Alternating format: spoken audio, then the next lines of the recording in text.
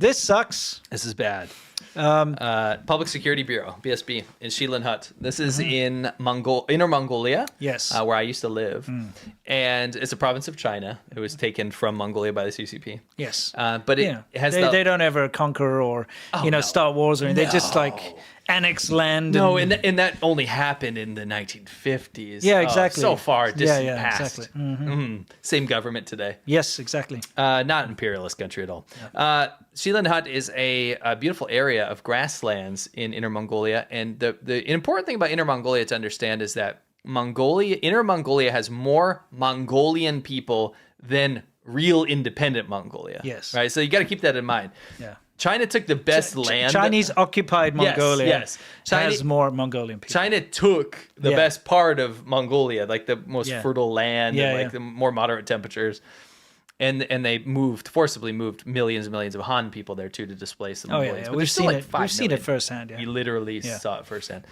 There is a lot of confrontation in Inner Mongolia that China doesn't talk about because Mongolian people are diametrically opposed to Han people.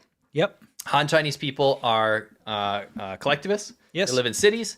They live in these very, very urbanized centers. Their dream is to have a high-rise apartment and a car someday. Mongolian people are literally nomadic people. Yes. They don't want to be in a city. They live in yurts, those like little hut things. My Mongolian friends used to ride dirt bikes for fun because they wanted to get rid of a city center. And this was a city that was very unpopulated, right? Yeah. They feel trapped and claustrophobic. You've met Mongolians. Yeah. They just want to be out there on the move all the time. Correct. So this is very opposed to, Mongolians very free people. Yes. Chinese people very used to, within China, living under oppression and claustrophobic circumstances. Yes. Yeah. The problem with that is that causes a lot of animosity.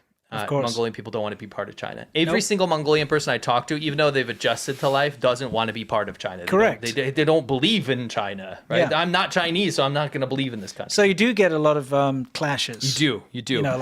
A lot of stabbings, a lot of Molotov cocktails at government buildings. Separatist type thing. A lot of separatist stuff, right? But you don't hear about it. You don't. You hear about it in Xinjiang where they've literally enslaved all the Uyghurs. Yes. Get onto that later. Yeah. But in Mongolia, you don't hear about that much because they've kept it so quiet. It was only when we went there, we tried to stay in a hotel, and they literally had posters on the wall warning you of don't be a terrorist, don't throw firebombs.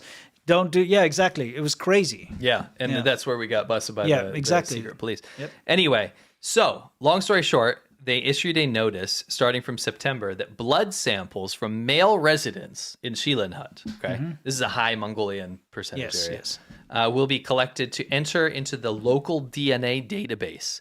The police stated that the purpose of the blood sample collection is to improve citizen identity information, directly linked to processing of documents such as ID cards and passports, as well as important verification playing a significant role. They stated that the collection process strictly follows relevant regulations, and residents' personal information and biological samples will be strictly protected in accordance with the law to ensure information security. This is literally, and I hate when people say this, but this is Nazi Germany. Dude, so now your DNA is going to be linked to your ID card, is linked to you. If you're Mongolian. Yes. If you're Mongolian, there's no other reason to do this. They pick minority areas so they can get the people logged It's like the Jewish tattoo. It is the Jewish tattoo. That's what it is. Yes, they're the so worried. Yellow star. Yeah, they're so worried that Mongolian people are going to have an uprising because they're not Chinese. For sure.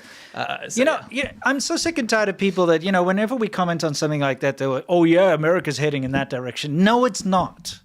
Okay? And even if it's heading in that direction, it's not there yet. Yeah, I mean, well, also there's another argument to have. Which is what? That we talk about China. Yes. If you want to go learn about America, go watch American news. Absolutely. But that's not even the whole point here. Yeah. The whole point is that people are so caught up in oh, well, maybe this will happen down the road, that they cannot see that this is actually happening right now. And this is has been. Yes, this is not some distant future. This is not something that might happen. It's not the erosion of... this is not... This is now. It's now in China. They're collecting the DNA of all of the Mongolians so that they can tie it to their ID card, so that they can control them and make sure they know each and every individual, who they are, where they are, what they do. It's terrifying. Yeah. So this is important leaked documents. Okay.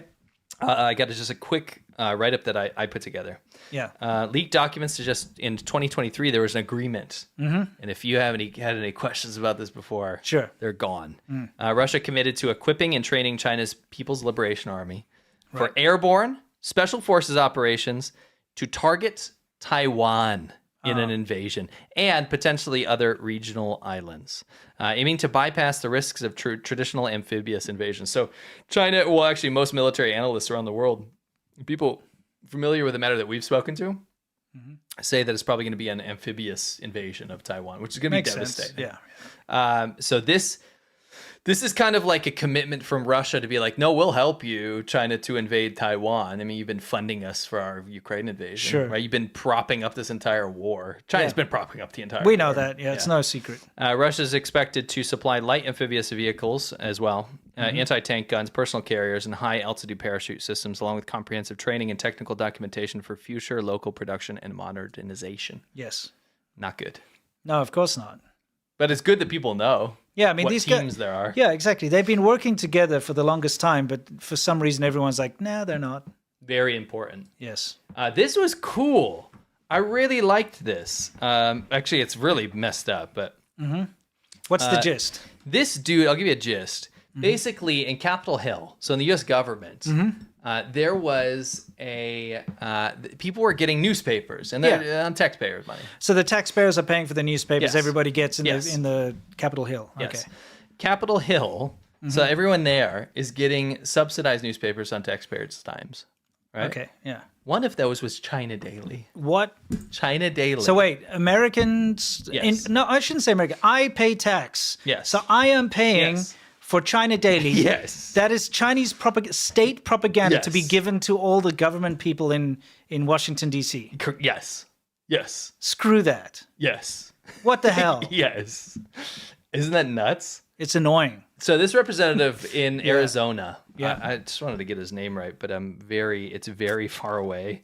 Anyway, he's a representative in Arizona. Shout out to him because what he did was introduce a bill Well, to it's like get rid of this. so hard to see. It's Representative Abe Hamada. I'm sorry, it's so far away. Yeah, we can't see. It's so small. Our monitor's like way up on that wall. I know we Yeah, keep yeah. saying that, but it really is. Anyway, the long and story it's small. Long story short is he was able to sound the alarm and got a hold of John Mulinar, Select Committee of the CCP. Great guy. Big fan of his. Would love to have him on the show, by the way. Yeah, Open awesome. invitation. Yeah, 100%. Would love to talk to him. He's the chairman of the Select Committee on the Chinese Communist Party. Yeah. And they announced a ban on the internal distribution of this.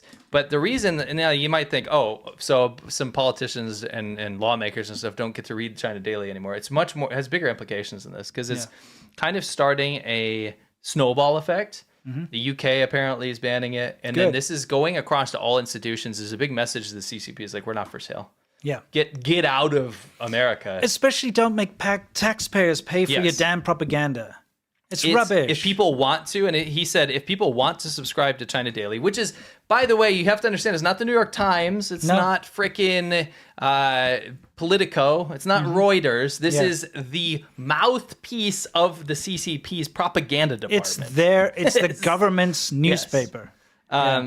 They can subscribe to it if they want, but it's not going to be on the taxpayer. Yeah, I don't want to pay for China's propaganda. That's absolutely not. Bullshit. So, sorry, excuse my language. Great progress there. And I actually recommend, I loved his article. I thought it was beautifully written. Yeah. It's so eloquent in the way that he's standing up against China. Highly recommend reading that. Correct. And the descriptions of them below. I remember you lift my spirit, with you high is all I'm feeling. Remember. This is another trend in China. They're Doing their own military parade because I don't know, they feel left out. They're trying to eat the stickiest stuff because it's hard to do it. Yeah. With it as well. He chopped the fly in half. Dead fly there. Okay. The meat is grayed at the top, by the way, because it is rotten. It smacks her in the mouth. Drinking poop. It's not sauce. That's poop water. It is disgusting, yes. Cooked poop water. You know it'll smell like an actual bathroom.